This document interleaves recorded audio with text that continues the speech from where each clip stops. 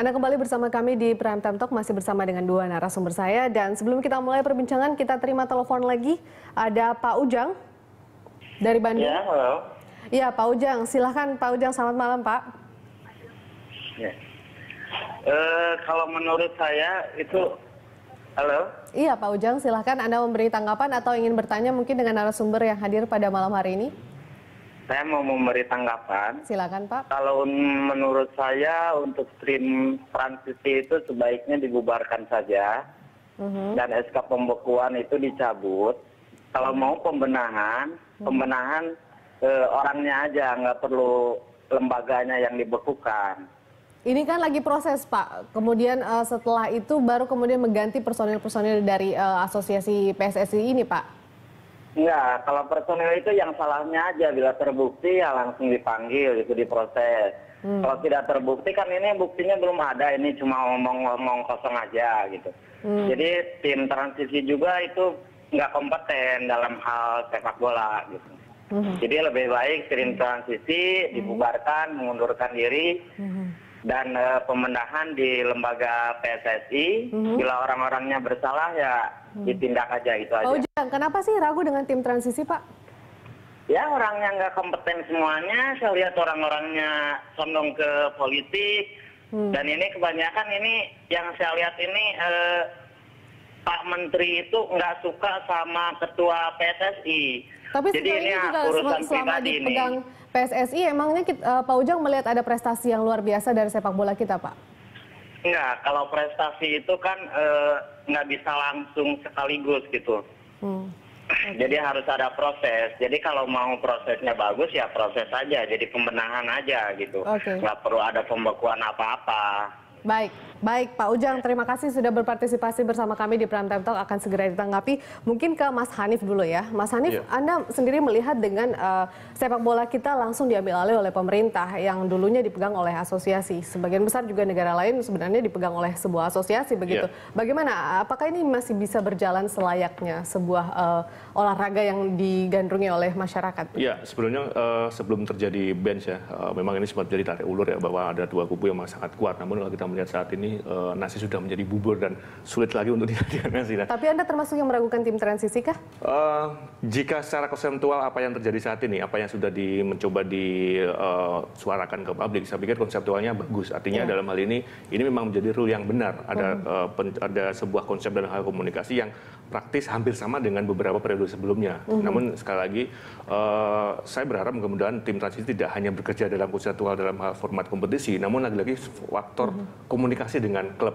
Karena ini kan menjadi sebuah penentu, karena ini menjadi sebuah kunci bagaimana kita bisa menggulirkan kompetisi secara ideal, kompetisi yang tidak hanya ideal dalam hal penerapan secara keseluruhan, namun bagaimana backgroundnya itu juga sangat kuat. Kita tahu tadi seperti yang digambarkan oleh Pak Cepi bahwa kita juga sempat bermasalah dengan gaji pemain dan sebagainya, bahwa itu menjadi polemik, menjadi kasus yang selalu terjadi bertahun-tahun. Iya, saya melihat secara langsung dan saya tahu bahwa itu memang terjadi beberapa tim kita. Bagaimana gaji yang begitu besar tiba-tiba berhenti hanya 1 dalam 2 bulan. Terlihat sekali bahwa dalam hal ini ada manajemen yang tidak siap. Nah, saya melihat dalam hal ini ada baiknya kalau misalkan pemerintah nanti atau benar-benar fit mengelola ini, mungkin berani melakukan selain memutar kompetisi secara ideal, ada beberapa regulasi yang tidak hanya mengadopsi AFC dan FIFA, namun setidaknya pemerintah juga membuat satu peraturan yang mungkin memihak kepentingan klub. Misalnya Pak, dibikin salary cap.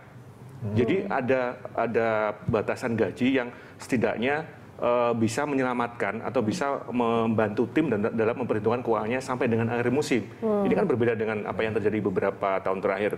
Banyak sekali pemain yang digaji dalam jumlah yang hitungan besar, bahkan ada yang kontraknya 1 sampai 1,7 M. Artinya menurut Anda dibuat semacam standar begitu? Iya. Jadi kalau misalkan ini benar-benar nantinya ada kesepakatan antara pemerintah dan klub untuk menggelar kompetisi bersama, jadi bukan hanya soal bagaimana diselenggarakan secara ideal, namun ada beberapa regulasi yang dibikin sendiri oleh internal, yang setidaknya juga menjadi sebuah acuan yang menguntungkan. Artinya seperti salary club ini mungkin beberapa tim sedikit mempersoalkan. Namun secara umum saya melihat ini menjadi sebuah aturan baku karena kita melihat persoalan yang ada ini itu aja selalu terulang-ulang dan dijadikan bahwa inilah yang membuat kompetisi kita tidak ideal. Jadi saya pikir mumpung ini juga ada dengan Mbak yang saya konsultasi juga. Jadi persoalannya bukan hanya digelar secara ideal, namun bagaimana komunikasi dan juga ada aturan mengikat lain nantinya yang benar-benar menguntungkan agar ada klub, tidak ada klub yang kemudian tidak seenaknya juga atau pemain yang tidak seenaknya meminta salary lebih. Perlu. Kemudian bagaimana periodisasi dalam hal keuangan perlu. Kemudian bagaimana pembagian hak siar yang notabene bisa berkiblat kompetisi elit di Eropa yang transparan dan ada pembagian yang jelas. Nah sebenarnya kalau kita bisa dikelola secara benar dari hak siar televisi pun, kalau misalkan dibagi tim dalam jumlah yang rata atau misalkan sesuai dengan prestasi, ini bisa kok untuk mengelola kompetisi. Ditambah lagi beberapa tim ada sponsor internal yang notabene juga jumlahnya cukup menggiurkan. Jadi artinya ketika itu bisa dijalankan, kemudian ada standarisasi misalkan gaji untuk main timnas sekian, saya pikir semua bisa berjalan dengan ideal. PR-nya banyak loh Pak. Kita terima telepon dulu Pak. Ya, ini dengan Jeffrey di Jayapura, benar. Selamat malam Pak Jeffrey. Selamat malam. Ya, silakan Pak Jeffrey, Anda ingin memberikan tanggapan begitu?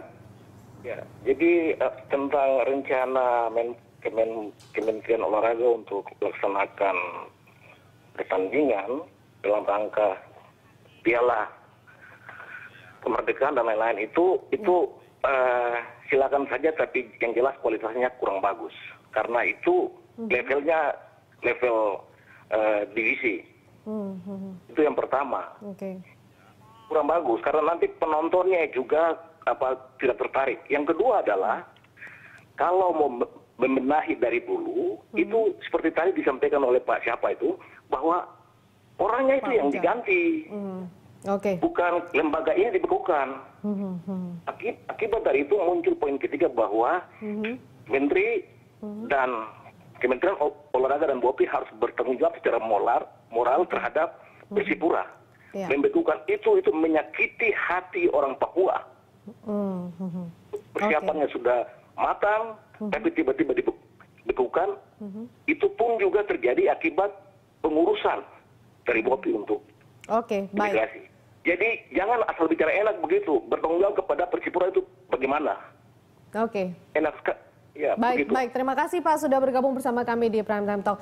Pak Cepi, sepertinya memang banyak masyarakat yang meragukan kinerja tim transisi ini. Kalau Anda sendiri menanggapi dari beberapa penelpon yang mengatakan bahwa sebaiknya kemudian jangan dibekukan asosiasi PSSI itu, bagaimana Pak? Jadi begini loh, kita kalau bicara soal prestasi, tadi kan ada penelpon yang mengatakan soal prestasi ya. Prestasi terakhir kita tuh tahun 91 loh. Tahun 91 SEA Games, juara SEA Games. Setelah itu mana prestasi kita? Hampir berapa tahun? 20 tahun lebih nggak ada prestasi. Begitu. Ya, berulang kali ganti juga orangnya. Tapi juga nggak ada prestasi. Ada apa gitu loh persoalan ini. Nah, ini kan di freeze dulu sebenarnya untuk kita kemudian mengidentifikasi persoalannya. Nah, hari ini kami di tim transisi mengidentifikasi persoalannya. Termasuk misalnya, oh ternyata ada permainan anggaran. Oh ada korupsi dari hak siar. Dan itu menurut Anda berbanding lurus dengan prestasi pemain juga? Oh iya, kalau mengelola organisasinya tidak benar ya otomatis hasilnya. Dulu kan waktu zaman era 70-an kita bisa berprestasi kok. Karena orangnya tulus mengerjakan. Orangnya kredibel, orangnya berintegritas, orangnya punya akuntabilitas. Personel-personel hari ini kan tidak. Hari ini orang yang duduk di PSSI sekarang ini cita-citanya bagaimana memperkaya diri sendiri, bukan memperkaya bagaimana pemain ini bisa hidup lebih baik, bagaimana prestasi kita bisa mencapai tujuan sesuai cita-cita bangsa kita, kan nggak ada. Kemudian kita punya tujuan di dalam berprestasi, harus mencapai juara-juara gitu ya di berbagai level. Nah, itu kan tidak pernah terjadi dari sejak 91 sampai sekarang. Ini fakta loh yang kita nggak bisa tutupi. Nah, oleh karena itu saya katakan, oke, kita freeze, tapi kan ini juga tidak lama ya. Ini kita tata dengan benar. Nah, nanti kita berharap setelah tertata dengan baik, yang tadi disampaikan oleh Mas Hanif, Betul, memang kita juga akan melakukan komunikasi dengan klub, ya kita bikin transparansi, tetapi juga pengelolaan manajemennya juga harus terbuka, ya kan, dan masyarakat bisa terlibat, bisa melakukan pengawasan. Oke, baik. Artinya banyak pembenahan ini seperti membalik semua kondisi yang ada pada saat itu ke kondisi yang lebih baik dan cita-cita kami di tim transisi itu ya ada kalenderisasi, Mas. Jadi ada kalenderisasi dari Januari sampai Oktober atau Desember. Di situ ada seluruh pertandingan.